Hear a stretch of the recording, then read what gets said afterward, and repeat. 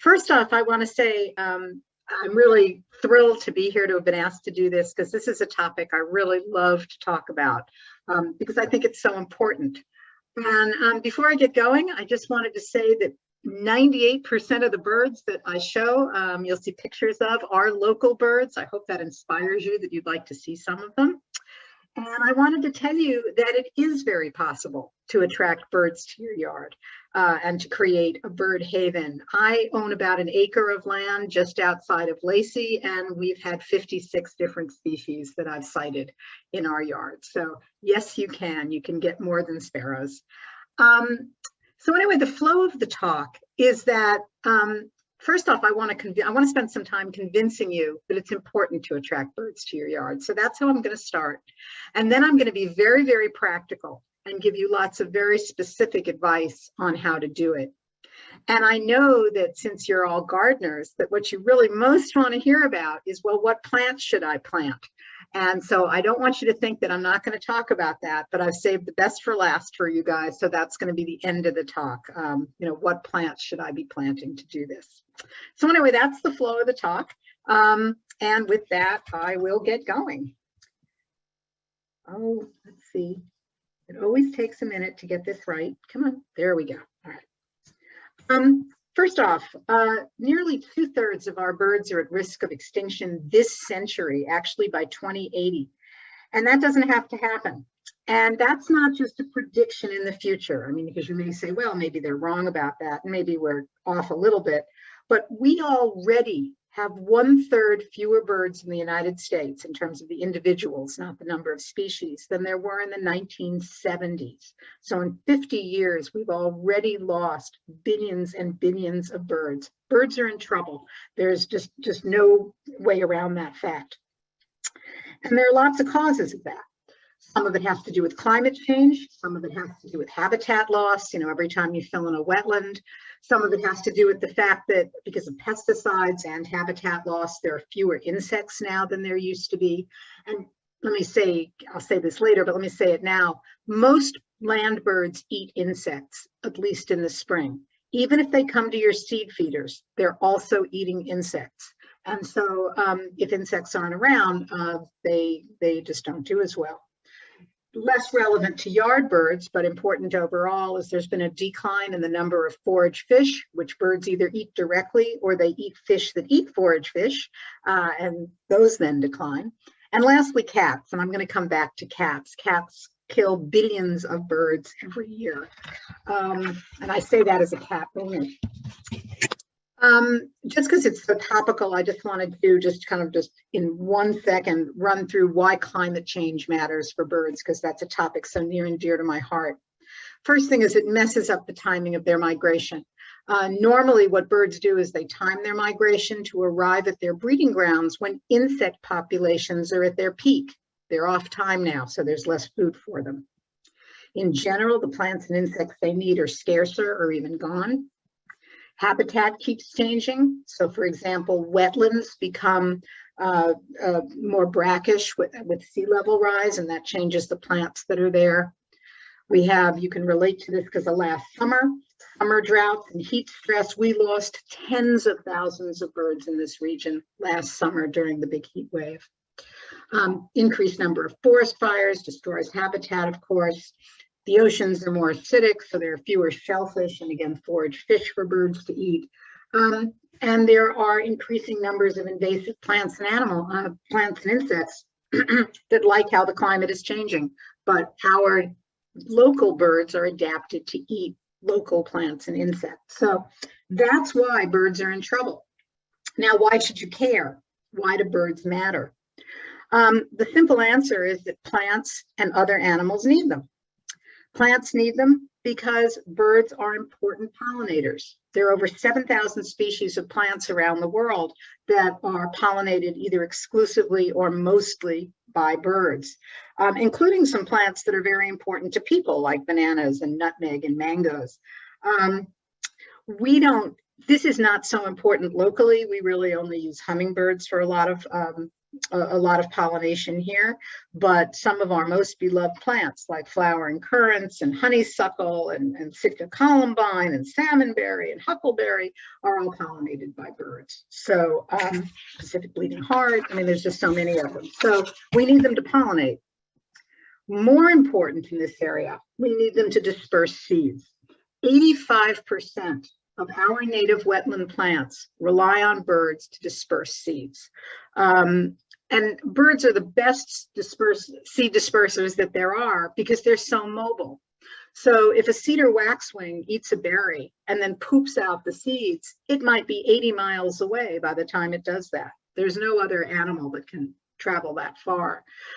In fact, this is so important to plants, including a lot of local plants, that they've evolved seeds that only germinate if a bird has eaten them first, because they've got a very, very, very tough husk on the outside of the seed that if it isn't eaten away by digestive juices, the seed can't disperse. So not to be anthropomorphic, but the plants want the birds to eat the seeds. I mean, they're designed for this to happen. And there are, again, so many species here that do that. Globally, the single most important thing that birds do for plants is that they eat plant predators. And lots of research shows that having a healthy bird population can reduce infestations significantly and increase yields of flowers, of fruits, of berries, because even though the birds may take a little bit, they don't take nearly as much as the insects do. And as I said before, even birds that you think of as seed eaters in the spring are heavily eating insects because that's what they feed to their young. Given that I've only got 35 minutes, I don't think I'm going to talk about now's war against the sparrows, though it's kind of an interesting story. It's one of the things that led to the Great Famine in the 1960s, where 30 million people died in China. So, sorry, don't have time to talk about that, I decided.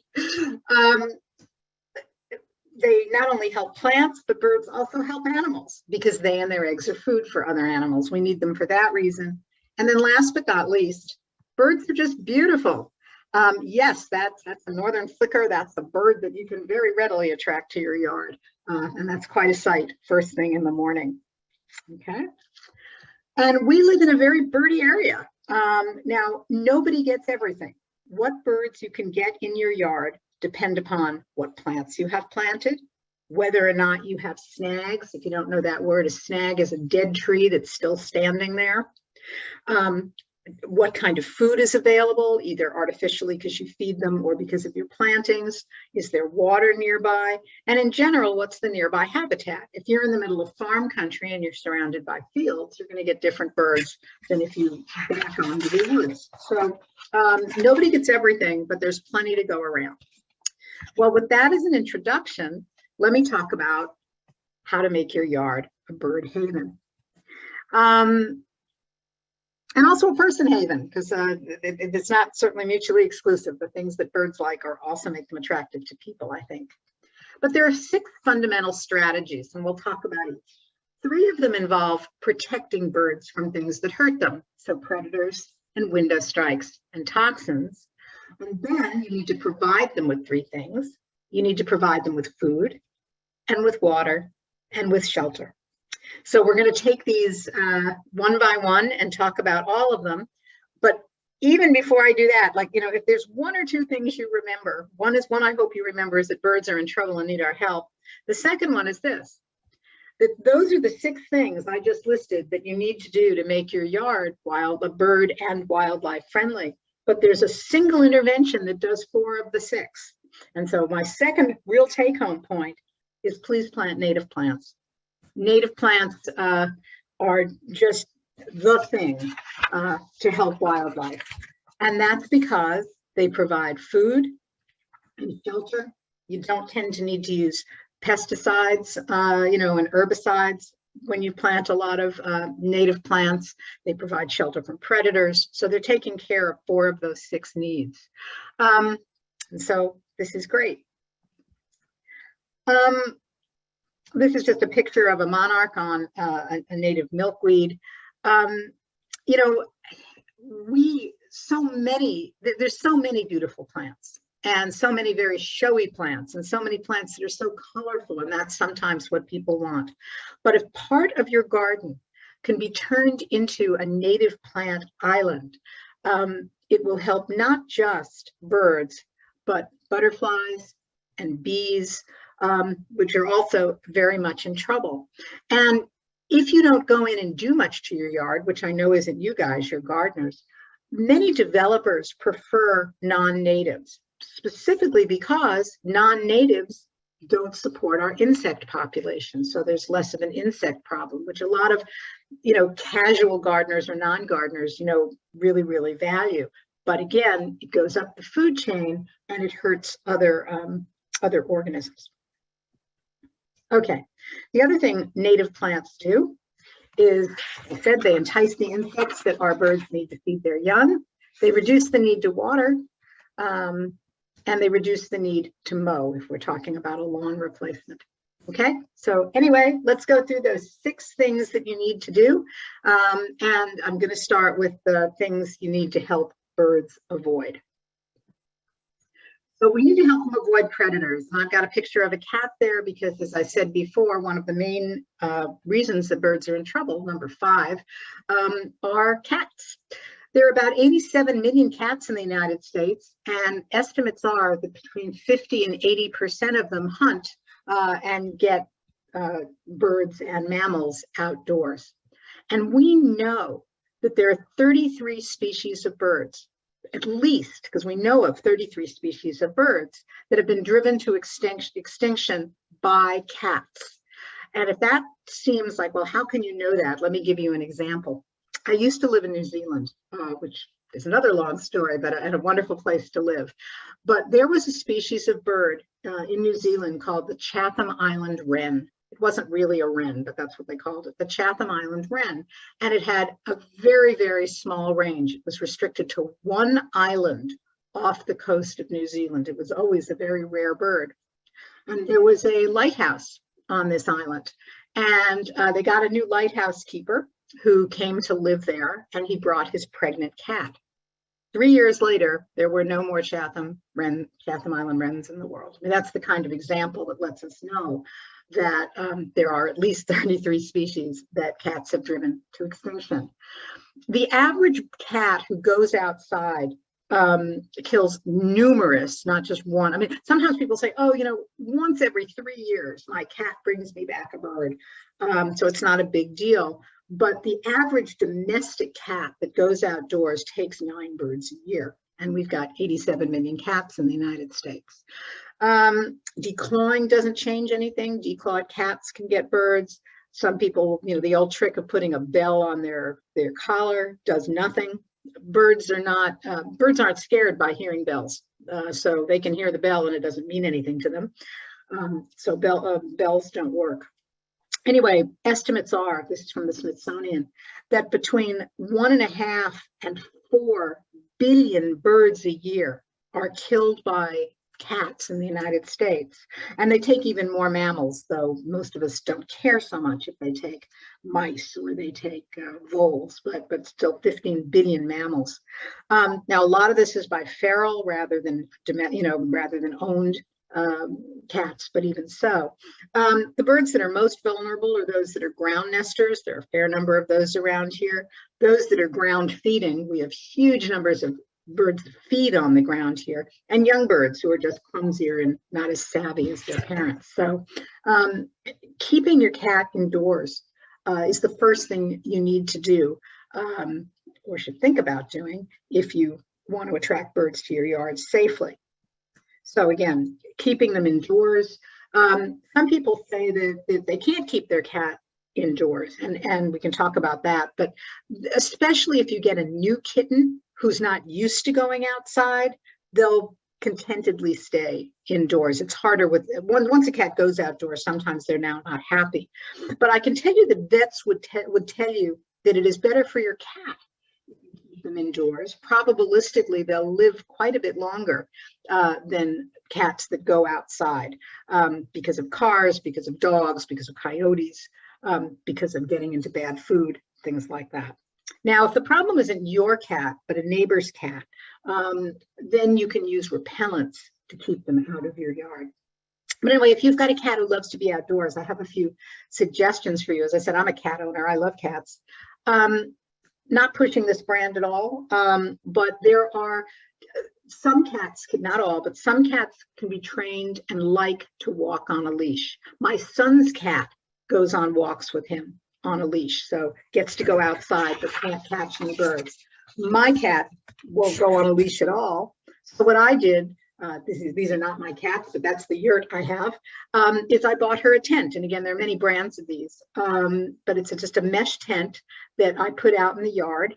And she can, even the floor is mesh. So she can feel the grass, she can smell things, she can look at things. And not only can she not get to birds, but I think it gives me an extra layer of protection if some stray dog comes wandering by.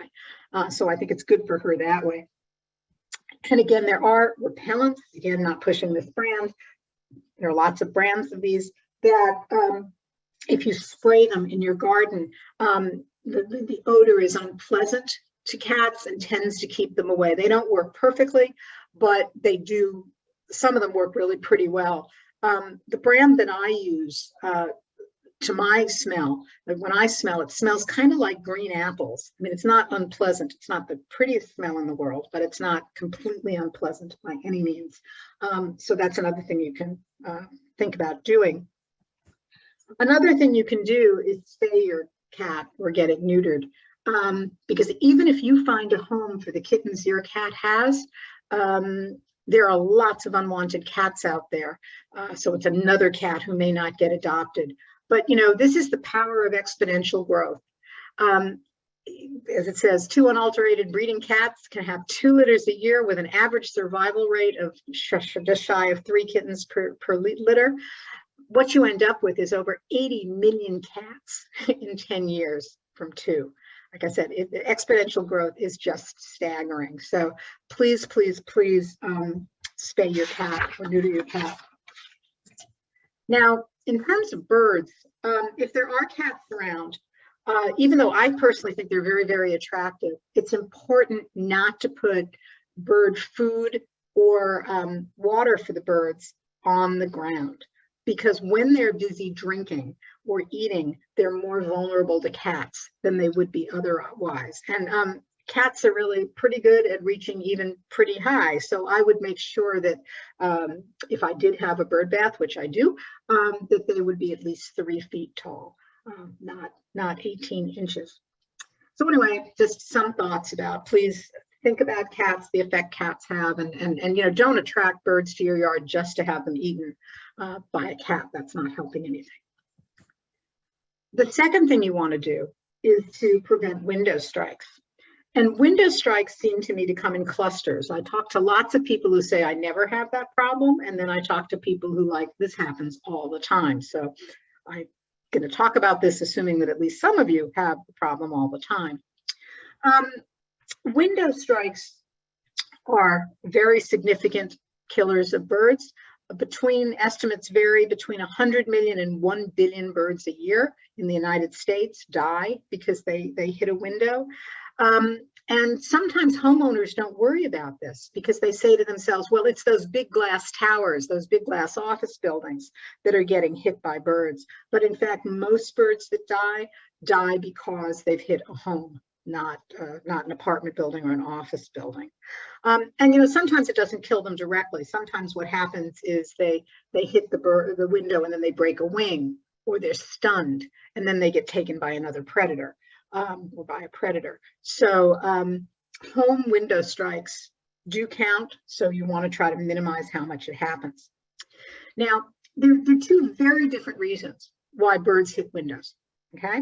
And the way I think about it, there's daytime strikes and there are nighttime strikes, and they're very different situations. So let's start with daytime strikes because there are more of them yearly.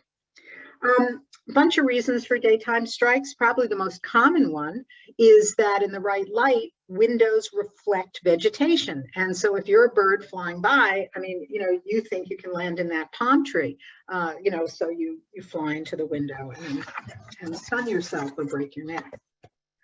Sometimes it's not because of a reflection, but because birds can see through the window and see foliage inside your house or your apartment.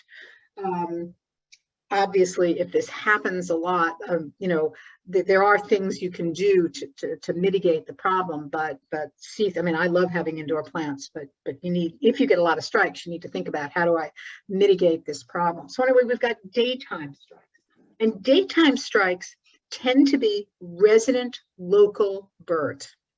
Okay, they're birds who live there. On the other hand, nighttime strikes are birds passing through. This only happens twice a year, in the fall and in the spring. I mean, for several weeks in the fall, several weeks in the spring, you can get a lot of strikes at night. And those tend to be migrating birds passing by. And the reason you typically get nighttime strikes is because birds have lots of different ways of navigating, but some of it is that they use light. And so if you've got a dark plot of land and then your lights, they'll come towards it. So what do you do to prevent or mitigate the number of window strikes you have? Well, especially at night, you can close lights when you leave a room, which is good for lots of reasons, saves you money. If you're getting birds at your feeders who then sometimes hit your windows, this is counterintuitive, but move your feeders closer to your windows. Because if your feeders are within 3-4 feet of your windows, even if the bird hit the window, it wouldn't hit it hard enough to do itself any damage. It wouldn't have picked up enough momentum yet. So you might consider moving feeders closer to your windows. You certainly can partially close curtains or blinds. I mean, if you have levelors, for example, you can twiggle them so there are just those thin horizontal lines that you see, but that's enough to tell a bird that there's, something there.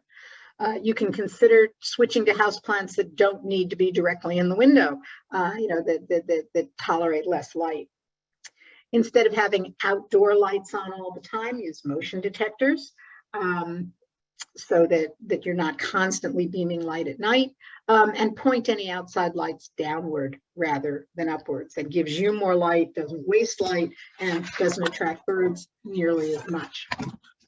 Now, the other thing you can do, and this is one of the things I rely on heavily, is you can buy products. There are meshes, there are decals that they're really pretty sophisticated nowadays. And again, there are lots of brands. These happen to be the ones I use, the ones that we're looking at here.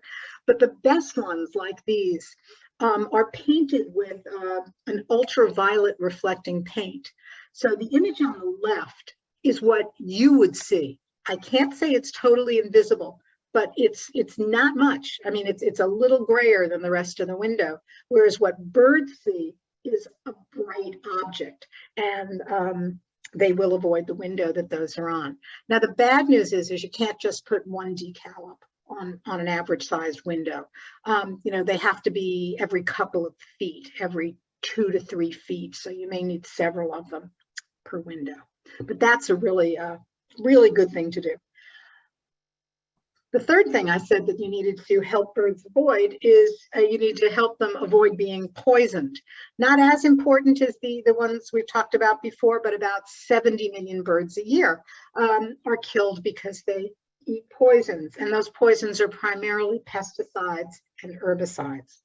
And the way they get these poisons into their system is, let's say you spray your rose bush with something, is when they land on the rose bush, they directly can absorb the poison through their feet. Or if they, for example, you've sprayed it on a rhodie and they then land inside the rhodie, their feathers brush against the leaves, and then when they preen themselves, they lick their feathers, they get the poison that way.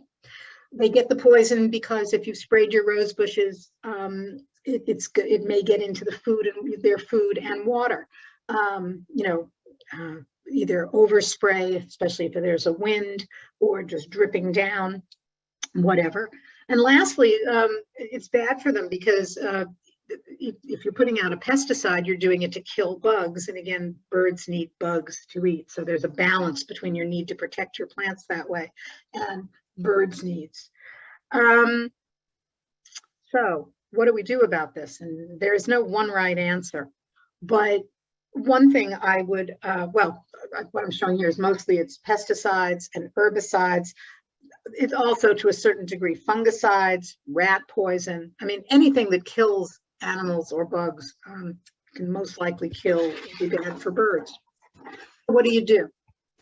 Well, rather than using an all-purpose kills everything pesticide, use a targeted specific one.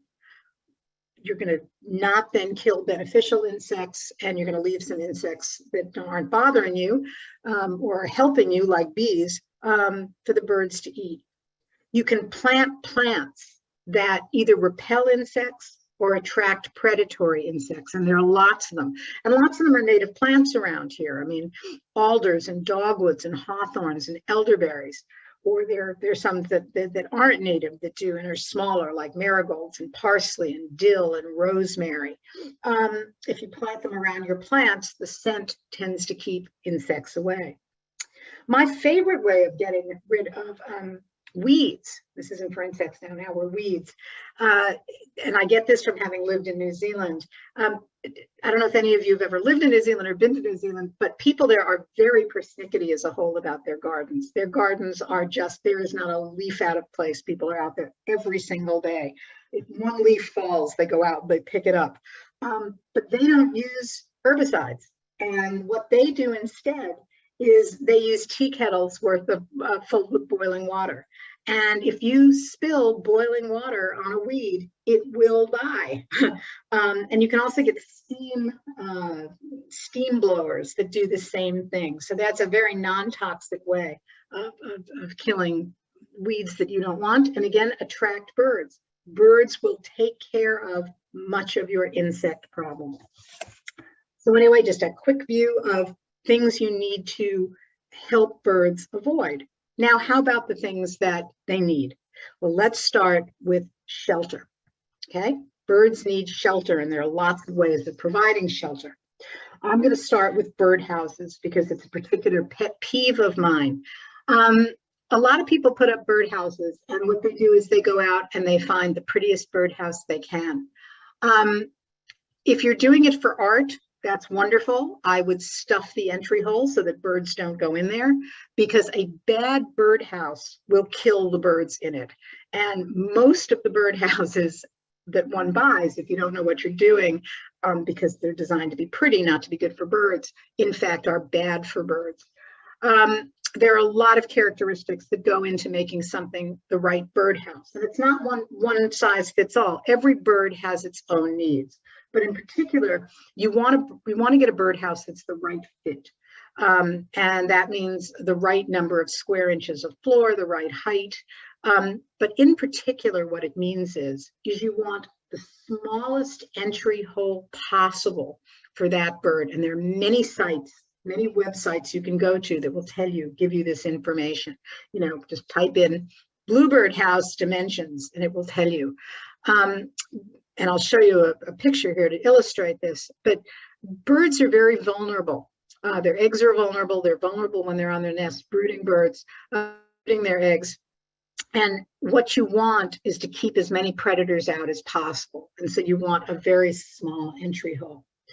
If you already have some birdhouses you love, you can try to fix them this way, make them better this way. First off, take a drill and put in some ventilation holes. This would be right under the roof at the top of the walls, because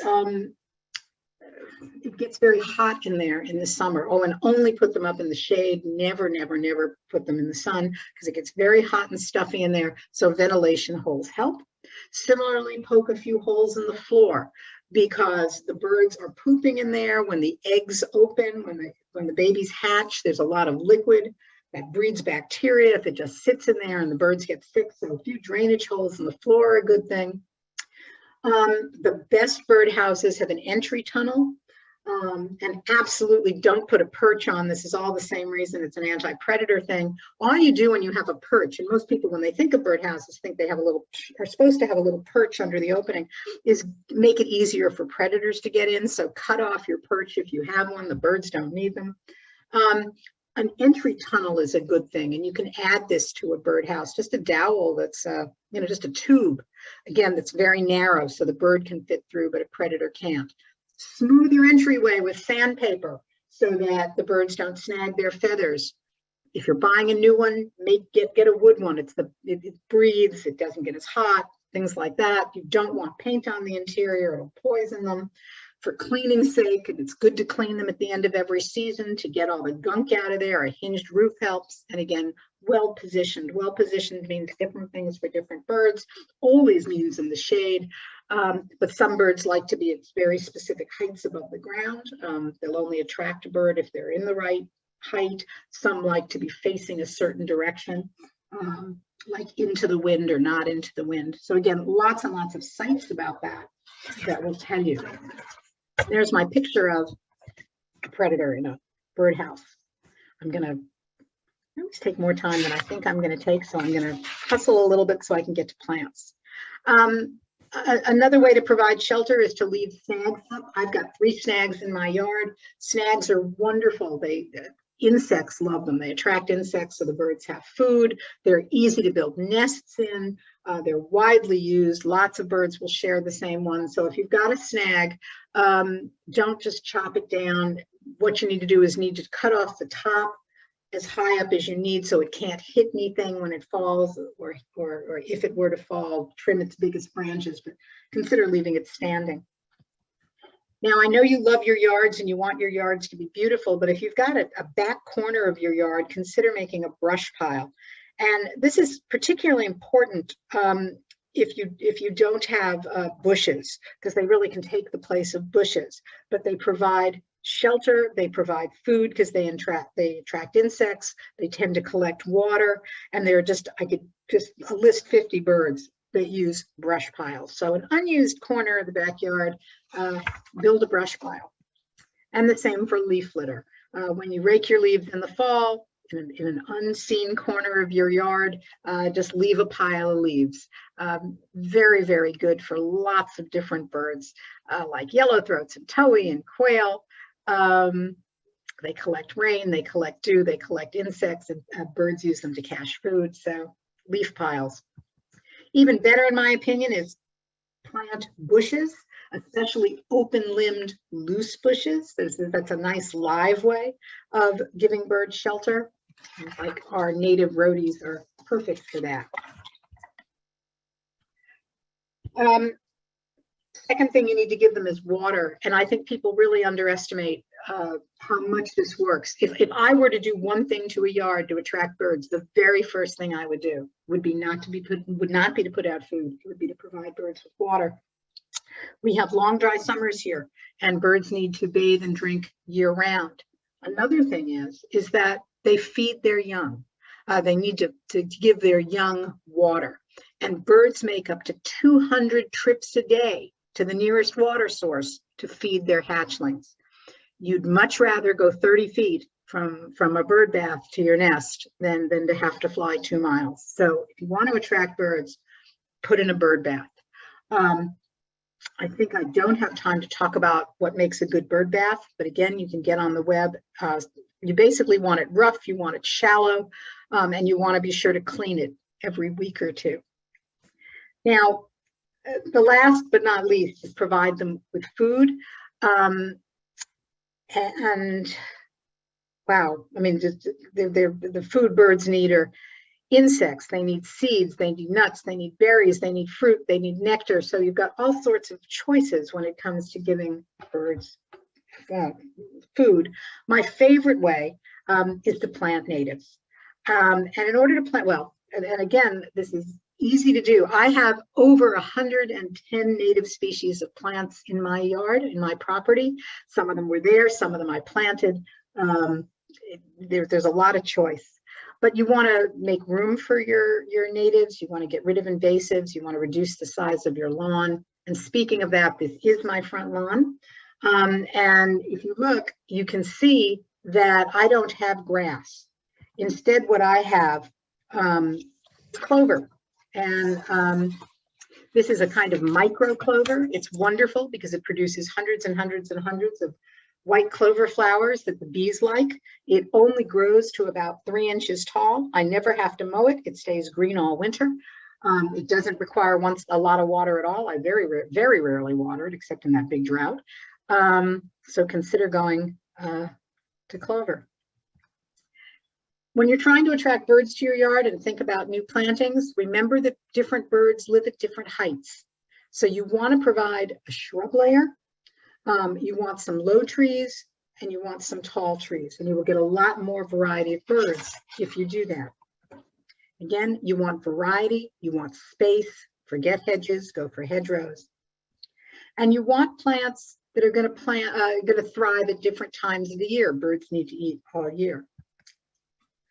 Easy thing to do is not deadhead.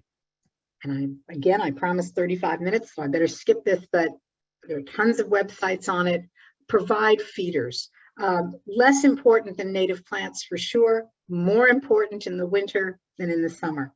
And if anyone wants to ask this as a question, there are ways to use feeders that do not attract rats and mice, and I can talk about that. And feeders can be cheap. I mean, here's one that's made of, just a soda bottle with some wooden spoons, or from a roll of toilet paper. But anyway, I said I was going to get to what plants to plant, so that's what I want to do, but got to run through a few more other things to do to help birds. Please vote for birds. When you vote for a politician, think about their stance on the environment to help wildlife. Since so much of our problem is climate change, try to reduce your own carbon footprint with the 3 R's: reduce, reuse, and recycle. And as I said, plant native plants. Now, what native plants do you want to plant? And I'll just do it this way. All you need to do is go to your computer and type in the phrase Audubon plants for birds. And what will come up is this web page. And if you scroll down just a little bit, you'll find this. And you don't need to type in your email address if you don't want to be hassled by them. Just type in your zip code, because then they'll know where you are. And if you type in your zip code, this is what comes up. And there's a best results tab, which are the ones they think are going to work the best. There's every single native plant that you could plant locally for your zip code, resources, and next steps. But what's neat about this is that you can tell it what type of plant you're interested in. Say, for example, I'm looking for ground cover. There's a drop-down menu. You can put in ground cover, or I'm looking for a tree. You can put in tree. Maybe you don't care about what kind of plant. What you care about is that you really want berries. I just want something that's producing berries. You can type in, or drop-down menu, plant resources, or you can tell it what kind of bird you want to attract. So in this case, I've got cardinals and grosbeaks. And then what it'll do is it'll come up with a best results list. And I can't scroll down because this is just a screenshot, but if you scroll down, it will list all of those plants. It'll tell you what birds they will attract. It'll tell you what kind of a plant it is, and it'll say something about them. So here, I said I wanted annuals or perennials, small plants. I didn't care what kind of bird, and it came up with a very different list. And that's what you do. And you can even get a sign that proclaims that you're trying to do this to be good for birds. If you have any questions about anything I've talked about or didn't get a chance to talk about, please email questionsforbhas@gmail.com. I run this hotline, which answers questions, any questions that have to do with birds, including what do I do in my garden to help birds for Black Hills Audubon. So questionsforbhas@gmail.com, and I'm happy to try to answer your question. I just want you all to remember that you are what hope looks like to a bird. If we're going to save them, we all got to do our bit. And with that, I will take questions. Sorry, I had to rush through. Well, let's go ahead. That was a wonderful presentation. Thank you so much. So a couple of the comments right off. Beautiful photography, Kim. Well, not mine. That's why I have the people's names. You know. But it was really beautifully put together. Thank you. Also, we have a question. How can I protect birds eating at my feeders that hang about 5 feet from the ground? Seed drops and some birds eat from the ground. Okay, that's a very good question. There are birds that only eat from the ground, and that's where they're going to be. I would try, well, one thing I would do is I would feed the birds early in the morning, feed early in the morning so that they're doing this during daylight hours. There's more predation at dusk and dawn at night. So, you know, if the food is being dropped, if you only put in enough food that the birds are going to eat in a couple of hours, and you do it in the morning, most of that food will be gone. You know, anything they drop will be gone by night. That's one thing you can do. A second thing you can do is to use, again, cat repellents, which birds don't care about at all. And so that'll keep most of the cats away. That's probably the best thing you can do for ground feeding birds. Thank you. Our next question. What about a bird who sees its reflection in a window and continually attacks itself? Aha. Well, yes, there are birds that do that. There's some very territorial birds, especially during breeding season, that do that. Again, what I would probably do would be to try to break up its image by either using some sort of mesh or putting my level oars down and twiggling them. So I get light, but there are little lines that the bird can see. Sometimes, you know, there are going to be sometimes you can't do much about it. There are some birds that individual birds that will do that, and you're kind of stuck. You might try to plant something to create some shade on that window so that you know, if you're not getting that reflected light. That is actually a very tough question. If you don't have level oars or you don't have sheer curtains, again, I would definitely try putting up some decals and see if that works, but you will not necessarily be 100% successful with that. That was a good question. Mm-hmm. Yeah, I've had that happen before too. A robin just was so intense. Mm-hmm. All right, our next question is how to have a bird feeder that doesn't attract rats. Oh, thank you, because that's usually on people's minds, and more so. There's a bunch of things you can do. The main thing you want to do to avoid rats is make sure rats can't get to the food. And there are lots of ways of doing that. Many bird feeders either come with, or you can attach a tray that hangs under them. And so if there's spillage, or when there's spillage, it spills onto the tray, not to the ground. And by the way, there are a number of birds that are usually ground feeders that'll come up to that tray, but the rats can't get to it. That's one thing you can do. A second thing you can do is what I said before, is feed just enough for a few hours in the morning so that the food isn't there overnight. Rats are far more active at night than they are during the day, so you're not feeding them that way. Third thing you can do is limit the kind of food that you're putting out. So for example, the suet you're going to talk about generally does not attract rats because it doesn't end up getting on the ground. You can make peanut butter. I showed a picture of a toilet paper roll covered with peanut butter that was rolled in seeds. Those don't fall to the ground. So there's that as an issue. Use a metal pole. Metal poles are very hard for rats to climb up as opposed to wooden posts, so they can't climb up and get to the food that way. And there are also baffles, which look like the collars that dogs wear when you don't want them to bite themselves, upside down, so that rats and other animals can't climb up the pole and get to the food. But you can this is something that is solvable, and you can really. I had that problem, so I know. If you do those things, and at the very worst, go to hummingbird feeders. That rats aren't interested in those at all. You can take care of any rat problem. All right. Well, thank you, Kim. That was our last question. So we really appreciate you coming from Black Hills Audubon and sharing all your information about birds. We really enjoyed your presentation. Thank you so much.